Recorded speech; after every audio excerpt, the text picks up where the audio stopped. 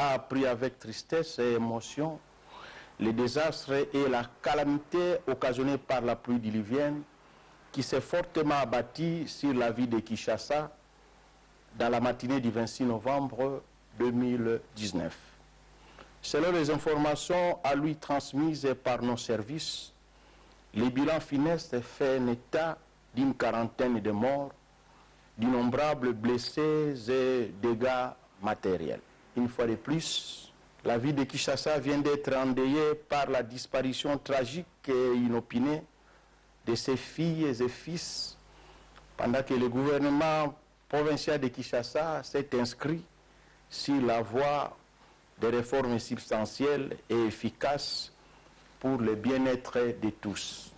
De ce fait, le gouvernement provincial de Kinshasa est à pied d'œuvre pour évaluer correctement les pertes en vies humaines, les cas de blessés, afin de prendre en charge adéquate les frais liés à la conservation des corps en vie, de procéder à l'enterrement digne de nos parents, nos frères et nos sœurs qui ont péri à la suite de ces catastrophes naturelles inattendues et imprévisibles. La nouvelle bouleversante l'a obligé d'interrompre d'urgence son séjour à l'extérieur du pays pour rejoindre aussi rapidement Kinshasa et prendre personnellement part active aux solutions à envisager et compatir avec les familles éprouvées. Parlons santé à présent. Les cancers de l'enfant, c'est le thème exploité par le médecin spécialiste de la RDC et ce plutôt venu de l'extérieur du pays au cours du 2e congrès international de chirurgie pédiatrique ouvert hier à Kinshasa. Regardez. Placé sous le thème « Les cancers de l'enfant », ce 2e congrès international de la chirurgie pédiatrique a permis aux médecins spécialistes d'ici et d'ailleurs de trouver des moyens de prévention et des pistes de solutions pour lutter contre les rétinoblastomes, qui est le cancer de l'œil touchant souvent les enfants dont la tranche d'âge varie entre 2 et 5 ans.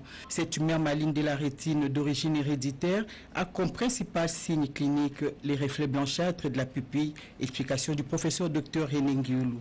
Nous voulons dire à la population que dès que vous voyez un petit signe, comme le reflet chatoyant de l'œil, ça veut dire que vous regardez un enfant la nuit, vous voyez son œil qui brille, ça c'est un problème. C'est le premier signe qu'on appelle la leucocorie, qui est le signe du rétinoblastome. C'est un cancer, et comme tout cancer, c'est une prolifération maligne des cellules de la rétine. Et donc, si vous ne prenez pas, vous ne faites pas le diagnostic à temps, ben, ça va continuer à proliférer et vous verrez l'œil sortir de son orbite. Pour le docteur Laurence Desjardins, ophtalmologiste de l'Institut Curie de la France, il faut des recherches appropriées et aussi des formations spéciales pour les médecins en vue d'une meilleure prise en charge de cette pathologie.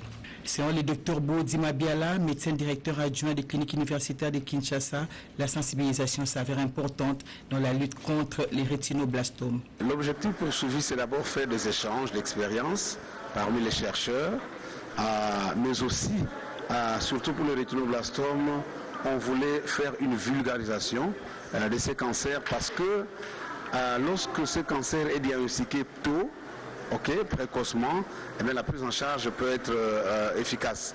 Mais souvent, nous recevons les malades tard, au moment où on ne sait plus faire vraiment le miracle. C'est ainsi que nous voulons pour ce cancer sensibiliser la communauté, sensibiliser les zones de santé, sensibiliser les niveaux provinciaux de la santé, afin que le message passe sur les éléments du diagnostic précoce du rétinoblastome.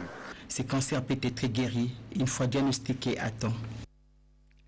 Quittons les secteurs de la santé pour la coopération, le renforcement de liens de coopération dans plusieurs secteurs en général et dans le domaine de la justice en particulier entre la RDC et la Namibie était au centre des échanges entre le vice-premier ministre, ministre de la Justice et garde de Sceaux et l'ambassadeur de Namibie. Reportage à Kabouaba. C'est dans le cadre de renforcer les liens de coopération dans plusieurs secteurs en général et dans les secteurs de la justice en particulier entre la République démocratique du Congo et la Namibie que le vice-premier ministre de la Justice et garde des Sceaux, Maître Célestin Tundayaka Sende a échangé avec l'ambassadeur de Namibie en poste à RDC, Simeon Oulenga. Les deux personnalités ont passé en revue les liens de coopération toujours au beau fixe entre Kinshasa et Windhoek.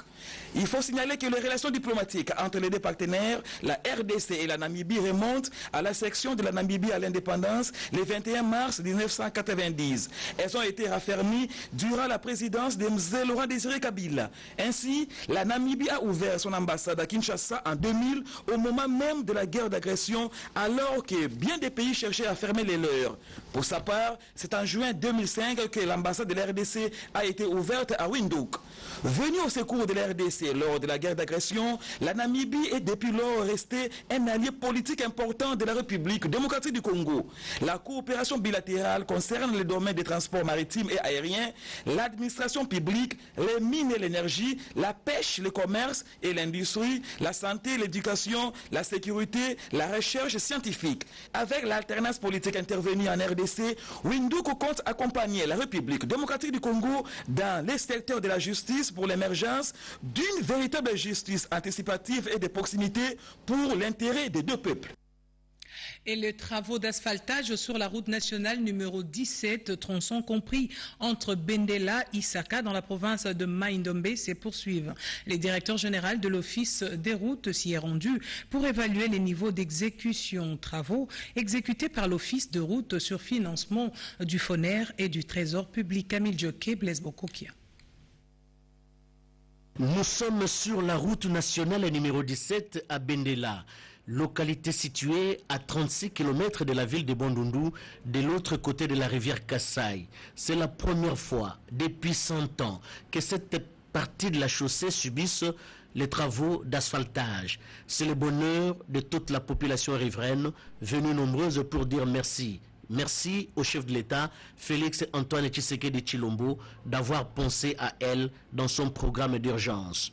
Construction des collecteurs pour l'évacuation des eaux, reprofilage, rechargement des matériaux, imprégnation, traçage, bordure, autant de travaux exécutés pour rendre fluide la circulation sur ce tronçon qui fait le plaisir de l'ingénieur Herman Moutima Sakrini. Nous avons décidé, et avec l'appui des autorités, que toutes les routes nationales ou les routes provinciales importantes, nous devons avoir un programme d'asphaltage au lieu de les garder tout le temps en terre.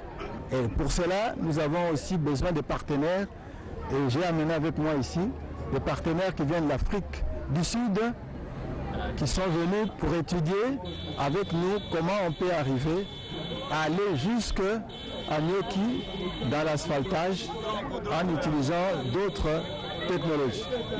Ces travaux vont se poursuivre jusqu'à Isaka, dans la province de Mai-Ndombe.